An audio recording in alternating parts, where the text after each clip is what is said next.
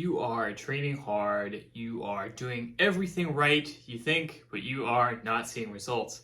I hear this all the time, and I wanted to address today all of the potential reasons why that could be. So for those who are new to the channel, my name is Adam. I have been an online coach for now over a decade. I have been helping hundreds of clients to reach their own goals. I have been lifting and competing for over 15 years myself, so I know a little bit about what I am talking about. Here at the Himbo Project, we cover all of the finest Himbo content, so don't hesitate to smash that like button, help level up the channel, and help bless all Himbos around the world, and help bless yourself with some of the Himbo gains. As always, I am also generally taking on new online fitness coaching clients, so if you're interested, reach out via the link below, and I'll be in touch with you pretty shortly. So you're doing everything right, but you aren't seeing results. Well, the first one is simply, maybe you're not doing everything right. Lots of people think that they're doing everything right. They are misled. There's an incredible amount of misinformation out there on the internet. One of my absolute favorite studies of all time basically said, okay, let's compare the results that we get from search engines and see how those compare up to the standard guidelines for things like diet and exercise, and let's see how many of these are actually accurate. What they found out was that a very, very small percentage of all the content out there was in fact any good. And that means that if you go searching for information about fitness, about health, about diet, chances are you are going to find incorrect or misleading information. That is simply the reality. You can't really be blamed for that because you are just using the tools that are provided to you and you don't know any better. Unfortunately, because there is so much money to be made in misleading people and in selling people's particular diets and supplements and weird, goofy exercise routines, of course, there's always going to be that information out there, and it's going to take a long amount of time. It's going to be very difficult to actually find the correct information. It's really a process of trial and error to find out what works. And I say this not to say in particular that, say, for example, other people are stupid. No, I mean quite legitimately, even people who think that they are correct, people who have a lot of experience often are very misguided.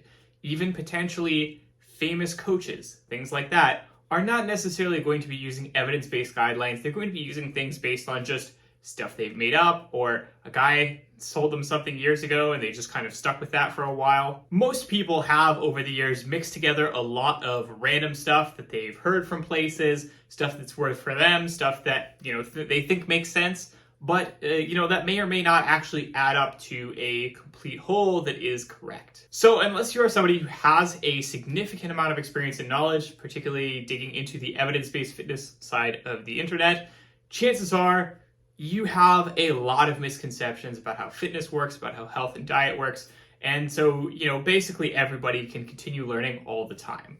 That's myself included. As a coach, I am always learning. I am always trying to correct my previous misunderstandings so that I can be a better coach for my clients. It is a lifelong process, and very unfortunately, that means that it is very time consuming and most people simply are not going to have good information. One option is that you are trying to do way too much all at once. So this kind of happens to a very particular kind of person. I find that it tends to happen a lot with young male trainees who basically read a lot of stuff on the internet that say, oh, you need to do X, you need to do Y, you need to do Z, and they try and do like 9 different things at once. Like they're trying to, do all these different exercises that they've heard are all amazing exercises that really, super target your triceps or whatever.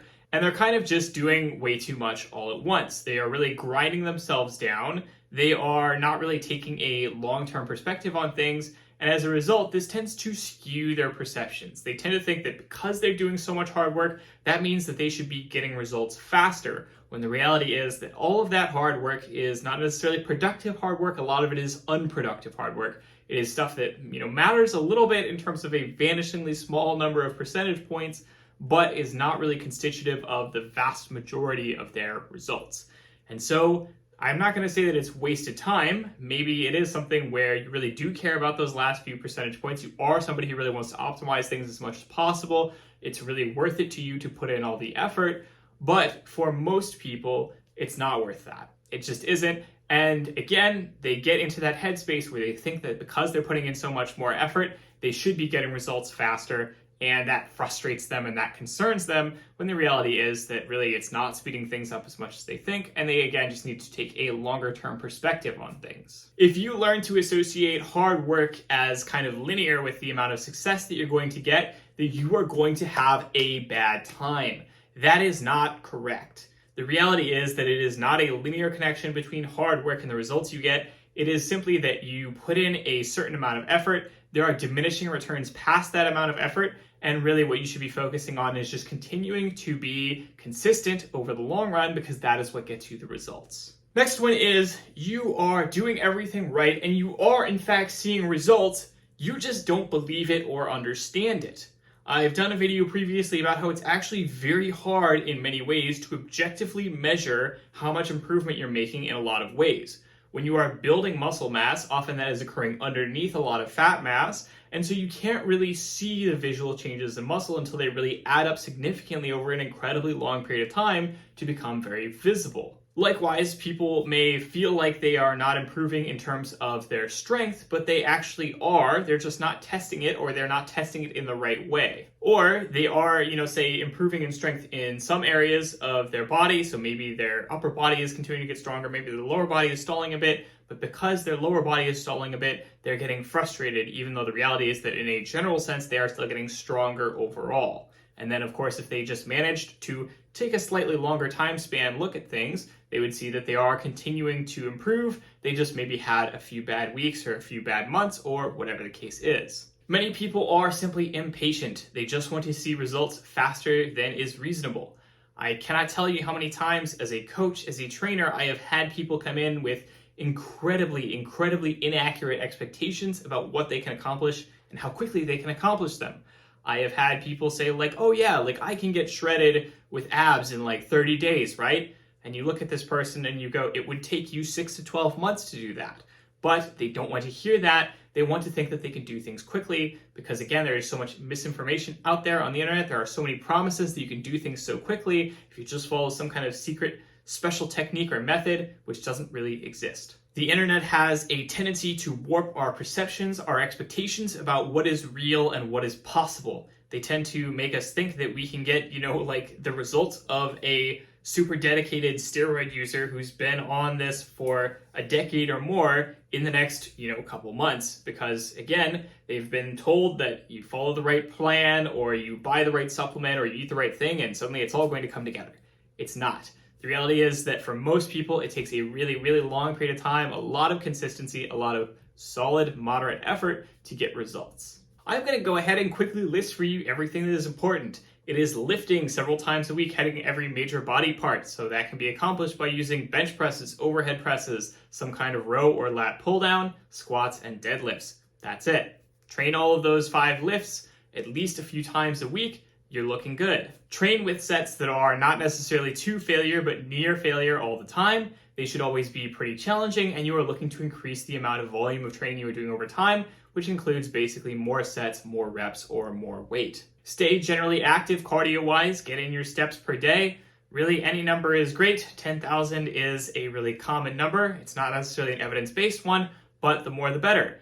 Pick something that you can find sustainable. That may be 6,000 steps a day, 7,000, 8,000, maybe 10,000, maybe 15,000. Whatever is a number that you find you can stick with. And of course, make sure you are eating a lot of protein. Typically about 0.8 grams per pound of body weight per day is a good guideline for most people. If you can't reach that, don't sweat it too much. Just get as close to it as you can pretty consistently. And then lastly, sleep. Sleep as much as possible, sleep all the time. Make sure your sleep quality is good. Make sure you're not ruining it by staring at your phone all night. Make sure you are trying to get at least 8 hours a night and so on. Sleep is going to have a very powerful effect to moderate the results you are getting out of your training. From there, it's a simple matter of, hey, do you want to get bigger? Then eat a little bit more in terms of maybe 100 calories, 200 calories over for a long period of time. If you want to lean out, then cut calories a little bit for a long period of time. If you have bad habits for 5 years, it may take you 5 years or more to recover. It may be something where, yes, you can speed things up a little bit by taking a really aggressive approach. But again, it is not a hard linear connection between how much effort you put in and how much you are going to get out of it. The reality is that there are diminishing returns.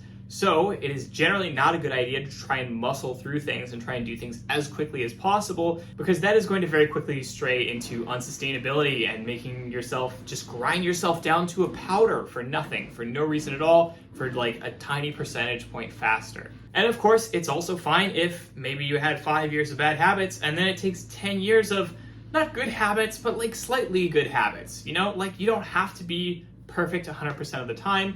Even if you are generally consistent as much of the time as you can be, over time those changes will add up and those will start to make a really huge difference in the long run. And then the last thing you can consider after all of the above options have been exhausted is, yes, maybe you have bad genetics, maybe you just weren't cut out for this, maybe it is something where truly there is something that is holding you back. It is not really very common by definition. Most people are pretty average. Most people have pretty average results. It takes them a while to see changes. Yes, it is true. There are some people who may just be very, very, very, cards stacked against them in terms of genetics, and that sucks. But the reality is that most people who think that they have bad genetics are people who have not tried to put in the effort. And the only way to find out if you do have bad genetics or not is to put in the effort in the first place. That is all for today's video. As always, I hope you have liked the video. If you did, then smash that like button, smash the subscribe button. Comment down below, let me know what you would like to see in future videos. I will talk to you all next week. Have a good one.